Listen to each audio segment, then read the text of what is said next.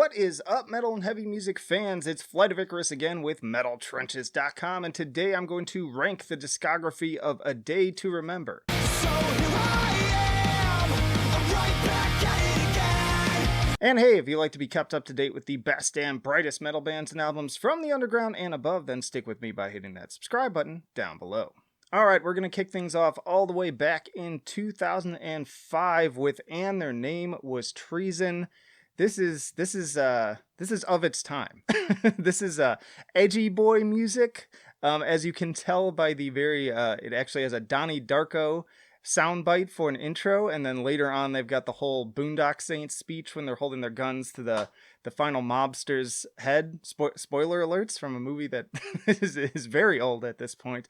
I enjoyed that movie, and I especially enjoyed it when it came out, but rewatching that now, I think it encapsulates kind of the music from this time that I was listening to. Because at the time I was like, oh, this is so cool. This is so edgy and intense. And this music just screams of that. It's not very good. It's not terrible, but I'm sure if I picked this up in 2005, which I didn't discover these guys until later, I probably would have enjoyed it more. But I'm going to go ahead and put that one at D tier. All right, and then in 2007, we got For Those Who Have Heart, and this was a big album for them, obviously. This was kind of like their breakthrough album initially. I wouldn't say this garnered them as much success as some of the later albums, but this is the real starting point for them. I actually never loved this album, but it's solid enough. It's got some pretty good jams on it. Again, it's very of the times. I feel like too many other bands had already done this sound better at this point, so it just never really stuck with me. I kept re-listening to it and being like, am I missing something?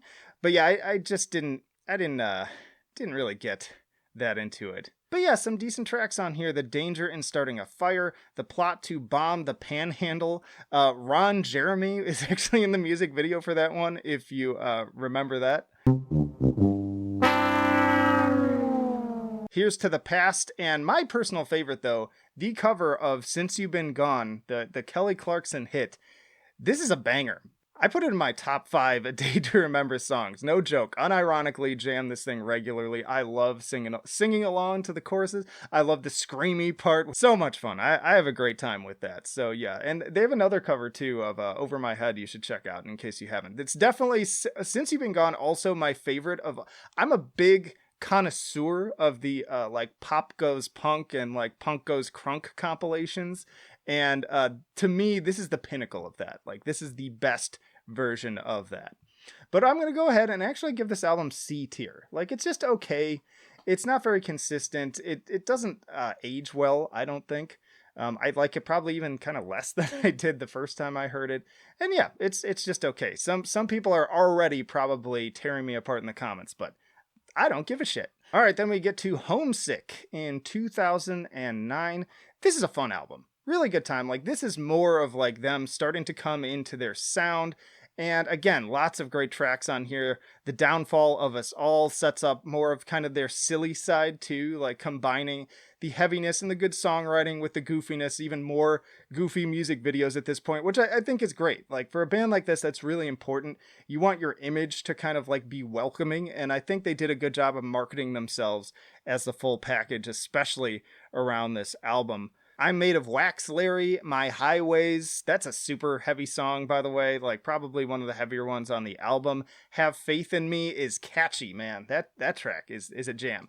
Overall, yeah, I think most people love this album. I see a lot of people name this as their favorite. For me, not so much so. I'm going to put it at B tier. I think it's a really good one, but it's still kind of inconsistent. I don't love it as much as some of the other albums that I'm actually going to talk about right now. So here's the big one for me. 2010's What Separates Me From You. This is S tier. Just straight up. I'm just going to do that right off the bat. This is easily their best album, if you ask me. It has all of their best songs, pretty much. There's a handful of songs I'll pick and choose from this album and this album, but when it comes down to the core tracks that I really want to listen to from this band, they're all on here. You've got All I Want. You've got It's Complicated. You've got Second Sucks, which goes down as easily their heaviest song ever. It's just such a banger.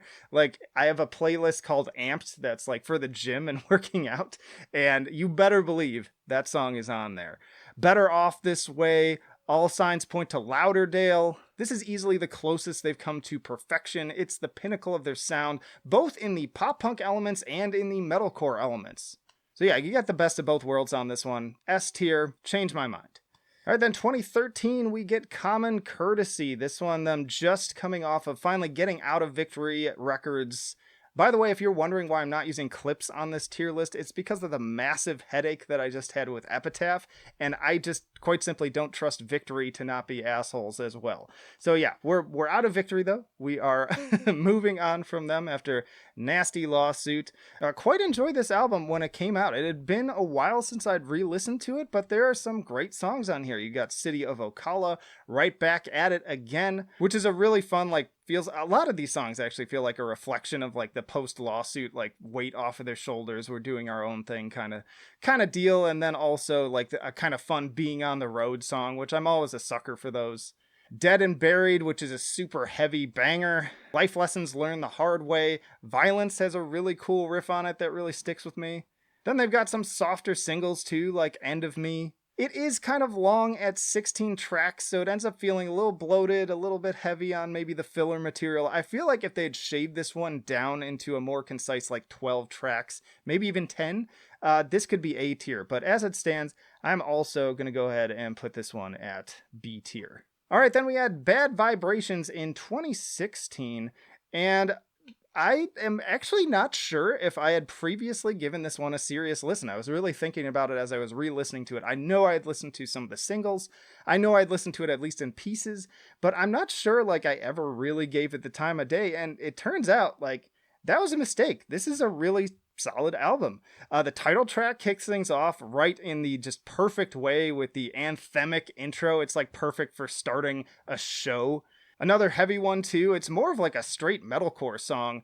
Paranoia is a D-beat banger, like this one is a total rager in certain parts and just really gets you banging your head. Naivete is fun, you got the Old Man music video, you got the church bells in it, along with like Bullfight and We Got This. This I feel like is showcasing kind of the direction the band is moving towards though on the poppier side of the spectrum, but still like maintaining good songwriting and good balance. Exposed has an awesome djenty hook in it, another super heavy one, along with Reassemble. Again, yeah, really good balance here of the heavy and the soft, almost as well, I would say, as What Separates Me From You. Now, it's kind of like What Separates Me From You is like, here's the pop punk side and here's the metalcore side, and What Separates Me From You has a balance with them way out on the ends. And then this album is doing a balance too, but it's like pulling it all in.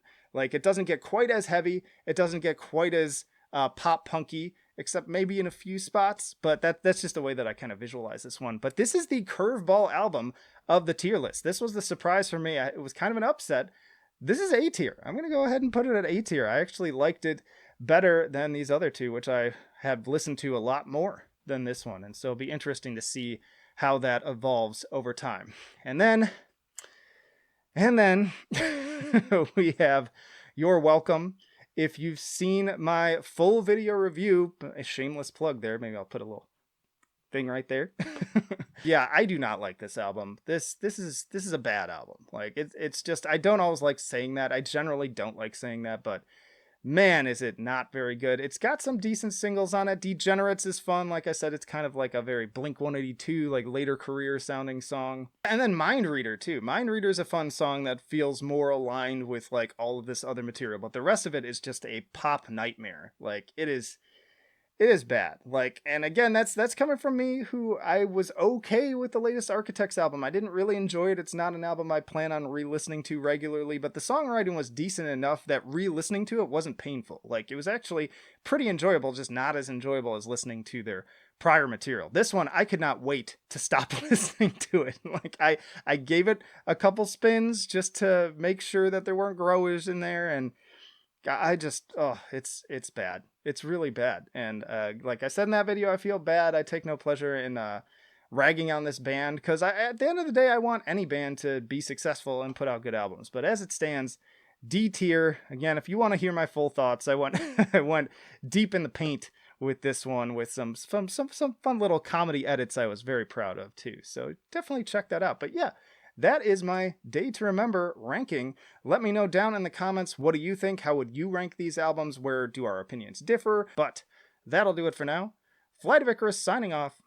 I will see you in the trenches.